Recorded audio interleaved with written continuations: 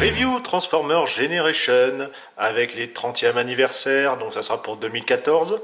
On se retrouve avec le Autobot Springer, donc de classe Voyager. Comme vous pouvez voir, il est quand même assez grand. Il va venir avec son arme, donc on va regarder ça un petit peu plus en détail, mais avant la boîte, comme ça on a le personnage et en dessin et en figurine, à travers une vitre. C'est vraiment très joli, donc toujours encore un petit peu de bulle de ce côté-là. Derrière, on note ses specs, un petit peu en dents de scie. C'est un triple changeur, comme vous pouvez le voir. Robot, voiture, hélicoptère. C'est vraiment voilà, très agréable. Ça fait très longtemps qu'on n'en a pas eu. Et c'est aussi quelque chose de très rare, malheureusement. Ça va être, comme vous pouvez déjà un peu le savoir, un magnifique Redux du G1. C'est vraiment hâte de pouvoir l'ouvrir et le manipuler. Et on y va tout de suite. Une grande notice, avec ici encore un dessin du personnage, les différentes transformations effectuées, donc entièrement noir et blanc, avec juste les parties en couleur pour dire qu'est-ce qui bouge. Donc ça c'était pour le mode hélicoptère, et derrière pour le mode véhicule, tout simplement. Et ici, voilà, avec le petit gimmick qui sera l'arme. Sorti de sa boîte, il est vraiment superbe, rien d'autre à dire. Pour une fois qu'un Hasbro est meilleur qu'un Takara. Bon après c'est aussi un petit rendu personnel, c'est vrai que bon, le Takara, il y a un peu plus de gris, un peu plus clair. Là, c'est un peu plus foncé. Mais voilà, là, je préfère comme ça. Pour une fois, tant mieux. Les petites choses, quand vous le sortez de la boîte, il n'y a pas grand-chose. C'est juste cette partie-là qui est le talon qui était rentré dans le pied, il y a juste à le sortir. Et cette pièce-là, qui est normalement derrière la jambe, il faut la ramener ici. Ça, c'est la théorie. Moi, personnellement, je préfère les remettre comme ils étaient au niveau de la boîte. Ça, voilà, un petit peu plus caché, c'est pas plus mal. Bon, après, c'est totalement personnel. Qui dit Hasbro dit raté. Bon, je rigole, mais quand même, voilà. C'est un petit truc, mais ça a quand même son importance. Le logo est posé de travers, ça c'est fait. Et il y en a un qui n'a pas nettoyé ses doigts. Il y a des petites traces de peinture noire. Bon, voilà, c'est du Hasbro, quoi. Quand je vous dis que la figurine est sublime, il y a juste à voir au niveau manipulation. La tête, beau joint. L'épaule, ici, rotation. À nouveau au niveau du coude. Un premier axe, ratchet. Ici, la main, ball joint, magnifique. Ici, encore au niveau du bassin, voilà, pour la cuisse, très très bien articulé. À nouveau une rotation de la cuisse. Ici, le genou, ratchet également. Et bon, par contre, j'ai juste la pointe des pieds, bon, c'est déjà pas mal. Et encore un magnifique coup de pied dans la mâchoire du Decepticon d'en face. Voilà, c'est vraiment très posable, belle amplitude de mouvement. Un petit peu de gris silver, comme vous pouvez voir ici, même ce gris là qui est plastique, le rendu est bien, ça fait vraiment pas trop plastoc entre guillemets. Bon, certes, quelques petites teintes de vert différentes, mais ça se marie vraiment très très bien, très logeable. C'est rien à redire. On croirait limite avoir un source party, puisque ça fait vraiment malheureusement trop longtemps qu'Hasbro Takara ne nous ont pas présenté d'aussi beaux Transformers. Concernant les armes, on se retrouve ici avec un gun façon un petit peu fusil à pompe, double canon, silver, gris, et ici de l'anthracite, vraiment pas mal. Bon, ça me un petit peu, normal, puisque les deux missiles ici bougent. Pour pouvoir leur tirer et utiliser le gimmick, il y a juste à pousser ici. Voilà, c'est très mou, c'est quasi inexistant. Limite, effectivement, comme d'habitude, sans les missiles, ça rend un petit peu mieux. On a ici la crosse qui va pouvoir bouger un petit peu pour pouvoir être positionnable, c'est surtout en mode véhicule. Hein. On va pouvoir ainsi le mettre dans la main du robot, donc ça passe vraiment très très bien. Le voici armé. Du fait de sa grande posabilité, ça donne un aspect un petit peu plus dynamique et un peu plus véridique dans ses poses. Pour l'épée, on voit tout de suite que ça va former le rotor. C'est pas mal, forcément, on a l'assemblage ici. Bon, c'est juste cette pièce verte là qui fait un petit peu disgracieux, ça sert de garde, ça fait limite un peu Megazord, mais bon, voilà. Ça permet d'avoir une arme, enfin déjà d'avoir deux armes et d'avoir un système différent, et épée et arme à feu. Donc le même principe pour ce côté-là. Et on peut voir qu'il est quand même bien armé, prêt à recevoir tous les Decepticons. Et comme dirait MacLéon, il ne peut en rester qu'un. Vous pouvez prendre les deux armes et les mettre ensemble. Comme ça, on a notre flingue fusil à pompe. En dessous, on a le trou. Cette partie-là va venir directement dedans. Voilà. Ainsi, bon, ça fait une baïonnette un petit peu grande, mais bon, pourquoi pas. N'oublions pas au niveau des armes qu'on peut lui mettre l'épée dans le dos. Alors, on a l'impression comme ça que l'illusion fonctionne bien, qu'il peut attraper son arme, mais en fait, pas tout à fait. Bon, il manque pas grand-chose, hein. C'est quand même pas méchant, mais ça donne voilà un petit aspect supplémentaire, une petite fonction quand même bien sympathique. Concernant la transformation, on va commencer, puisque ça reste le plus simple, avec le mode hélicoptère. Alors c'est assez bien foutu. On a la tête, on va comme ça séparer ici au niveau du torse, ça va ainsi libérer les épaules. On va avoir une charnière, voilà, qui va permettre comme ça de les déporter un petit peu. Le torse, on va le remonter. Voilà, on va un petit peu baisser la tête, qui va permettre comme ça de passer le nez de l'hélico au-dessus. On voit apparaître le train d'atterrissage. La tête, justement, la cavité s'est libérée. On va la ranger dedans. On met bien dans l'alignement. Pour les jambes, on va ranger le talon à l'intérieur. On va les ramener directement tout en haut, comme cela. Ici, le petit plot qui va se, comme ça, verrouiller. On a ce pan-là. Donc, on va l'incliner. On voit qu'on a à nouveau, voilà, deux plots qui vont venir se mettre dans les rainures à cet endroit-là. Donc, il y a juste un petit peu à remonter. Les lames, entre guillemets, au niveau des genoux, on les déploie complètement, puisque ça va former le train d'atterrissage. Ici, voilà, on bascule sur l'extérieur, comme cela au niveau des pans. Ne pas oublier, vous avez l'avant, voilà, qui va venir se verrouiller dans la verrière. On va être obligé de remonter un tout petit peu la cuisse pour que ça vienne se clipser. Alors par contre sur mon exemplaire, vous voyez, ça ne se clipse pas. Ça ne tient pas, c'est plus un système de positionnement qu'autre chose. C'est un petit peu dommage. Bon voilà, c'est du Hasbro. Il y avait longtemps. Donc bien vérifier voilà, que ça soit bien mis comme cela derrière. On va revenir au niveau des jambes, enfin des bras, pardon. Je décale la verrière ici. Je vais déclipser cette partie-là. Le point, lui, va venir à l'intérieur de cette cavité, comme cela. Je vais refermer. Vous avez une double charnière, donc on va utiliser cette partie-là pour bien mettre à plat. Je vais faire pareil de l'autre côté. J'écarte ici la vitre. Je sépare l'extérieur. Le point vient à l'intérieur. On referme. On va bien ramener vers le bas cette partie-là. Bien faire attention que les pans voilà, viennent cacher la roue, comme cela. Et ici, vous avez à nouveau un emplacement qui va venir verrouiller le système. Donc vous avez juste... Alors pareil aussi, j'ai oublié de vous dire, vous avez ces espèces d'épaulettes voilà, qui ressortaient au niveau des épaules. Vous avez ici une glissière. On va aller complètement au bout, bien les mettre. On va plier ici encore une charnière. Et le petit plot qui va permettre comme ça de verrouiller l'ensemble. Alors c'est pareil, c'est plus un système encore de positionnement. On fait pareil de l'autre côté. Viens là toi. Comme cela. Le système, on le reclipse là-haut. Le positionnement. Alors faire attention, vous avez une double charnière, donc c'est souvent l'une qui vient alors qu'il fallait que ça soit l'autre. On va bien positionner la partie centrale. Vous retrouvez encore à nouveau des plots et ici le trou pour bien verrouiller. Mais voilà, attention, c'est clipsé à peu près correctement ici. Mais voilà, ça a tendance, vous voyez, un petit peu à se sortir assez facilement. Pareil ici, c'est voilà, il manque un petit peu de verrouillage. Notre hélico est pratiquement prêt. Il va lui manquer que ce rotor qui est en fait l'épée. Celle-là, donc on va pouvoir la séparer dans le sens de la hauteur. Vous avez un tout petit picot à faire super gaffe pour ne pas le casser. Ensuite, on va écarter pour mettre bien à plat. Le morceau vert, voilà, on le remet au centre. Ainsi.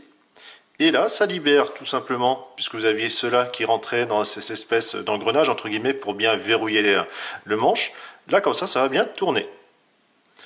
On prend notre hélico. On va le mettre ici. Donc vous pouvez comme ça admirer tout le côté voilà, structure et ingénierie du plus bel effet en métallisé. On va le mettre. Alors je ne le mets pas à fond parce que ça force énormément. Il faudrait un petit peu soit agrandir le trou, soit réduire la garde. Enfin en tout cas le manche, pardon. Mais je ne vais pas le faire, je vais laisser ainsi. On ne va pas forcer. Et bien sûr, voilà, c'est un petit peu trop relevé, ça tourne. Notre hélico est quasiment terminé. Vous allez me dire, bah, il manque une arme, c'est ça. Alors, quand on suit la notice, il faut laisser le train comme ça sorti. Et on met comme ça, ainsi, et en clip. Sauf qu'on peut pas, bah vous voyez, voilà, le trou est bouché par ça. Bah non, ils se sont encore loupés dans la notice il y avait longtemps. On va complètement ranger, puisque vous avez cette partie-là, qui va venir se clipser dans le petit espace que nous avons ici. Bien penser à bien replier la garde vers l'extérieur pour pas trop que ça gêne.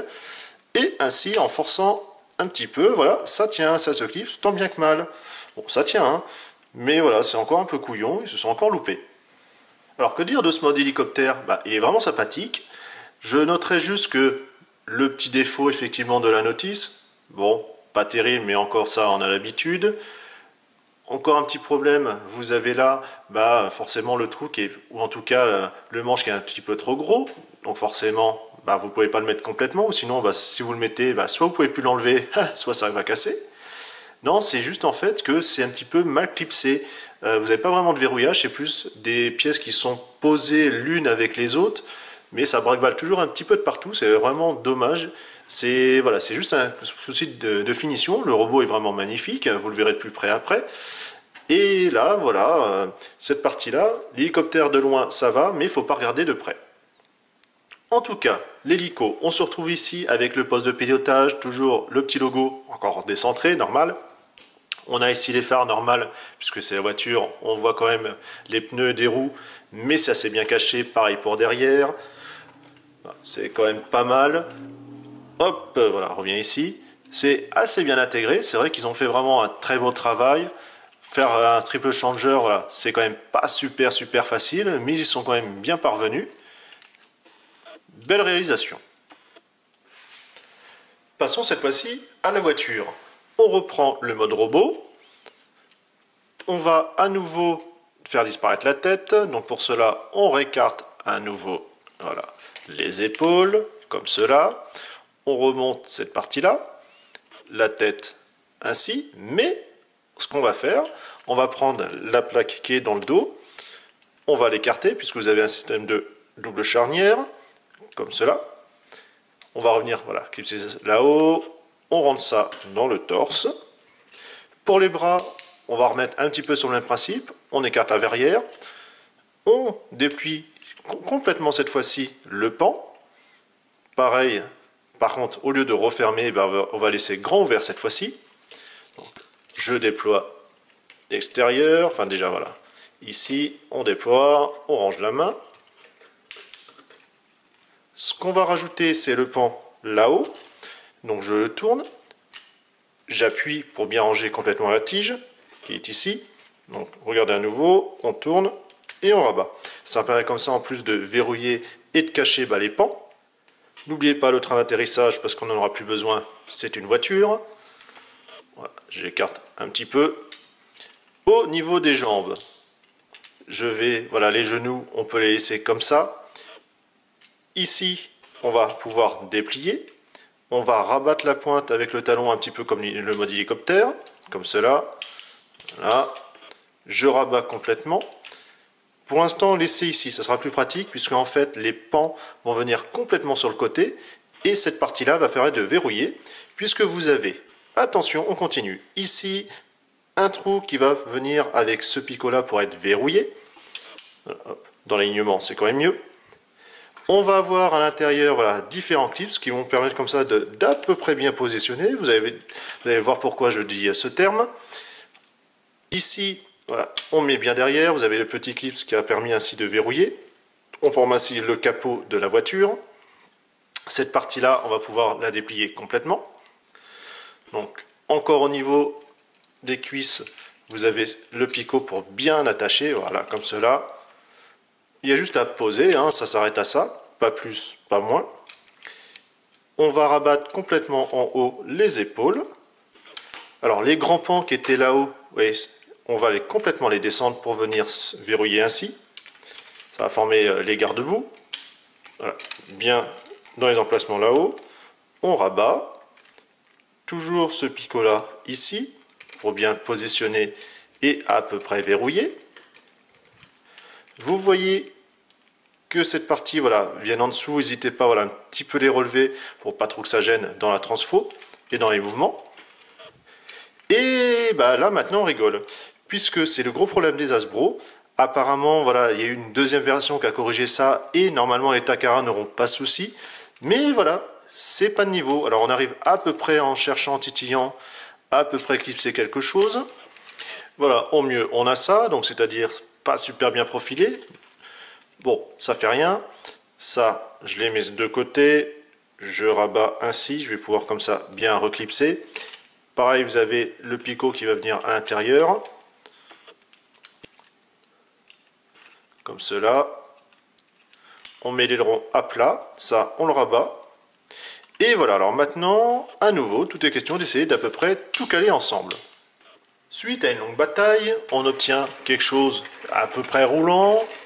Voilà, comme vous pouvez voir sur 3 roues, qui est moyennement assemblé, des jours partout. C'est vraiment dommage parce que la voiture est vraiment très jolie. On va pouvoir mettre l'arme sur le dessus, comme cela.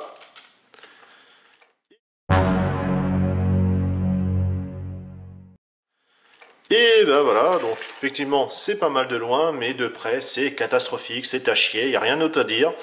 Voilà, vraiment énervé. Je le savais, mais quand même pas à ce point-là, je ne m'y attendais pas trop. Vraiment dommage parce que tout le reste est vraiment très réussi. Mais voilà, c'est merdique, il n'y a rien d'autre à dire. L'assemblage est foireux, la correspondance, il n'y en a pas. Donc ce mode-là, on s'en fout. L'épée, parce que voilà, on a quand même mis une arme, mais c'est bien gentil, il y en a une deuxième. On va pouvoir la ranger, en fait, on soulève ici.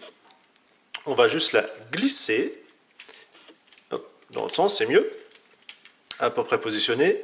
Et comme ça va juste venir la rabattre. Pour juste la pincer.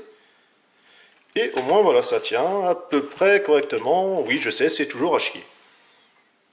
C'est là qu'on voit qu'il y a quand même des gros soucis, puisque vous avez quand même, voilà, vous pouvez voir la petite proéminence qui est ici, avec l'emplacement dans lequel il devrait venir se verrouiller. Ce n'est pas tout. Quand vous avez cette, voilà, ce ergot-là qui est gris, normalement, il va venir se bloquer là-dedans. Mais ce n'est pas le cas, rien ne tient.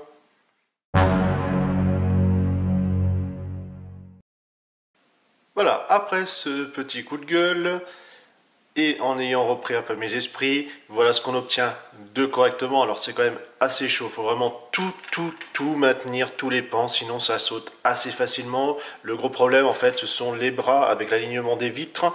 Voilà, vous en mettez un, les vitres ne se clipsent pas. Là en fait, elles tiennent voilà, à peu près bien. Celle-là se clipse assez bien. Celle-là, vous voyez, vous avez un tout petit jour en fait, c'est moyennement clipsé, il ne faut pas trop y toucher.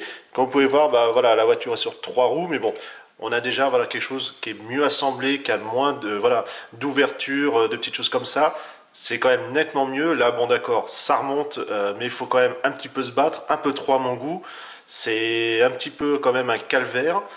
N'empêche, sinon la voiture est vraiment très jolie. On a l'espèce d'aileron qui fait un petit peu Actarus. L'épée, voilà, réussit à bien la pincer et placer, ça passe très bien. Mais voilà, faut vraiment se battre. Un excellent robot qui est juste sublime, très articulé, très détaillé, rien d'autre à rajouter. Le mode hélicoptère qui est vraiment sympathique. Bon, voilà, on commence un petit peu à titiller par-ci par-là et la voiture, il faut vraiment se battre avec. N'empêche, voilà, les trois ont vraiment un super rendu. À savoir que vous risquez de vous battre un petit peu, mais c'est pour la bonne cause. Allez, on se dit à une prochaine, salut!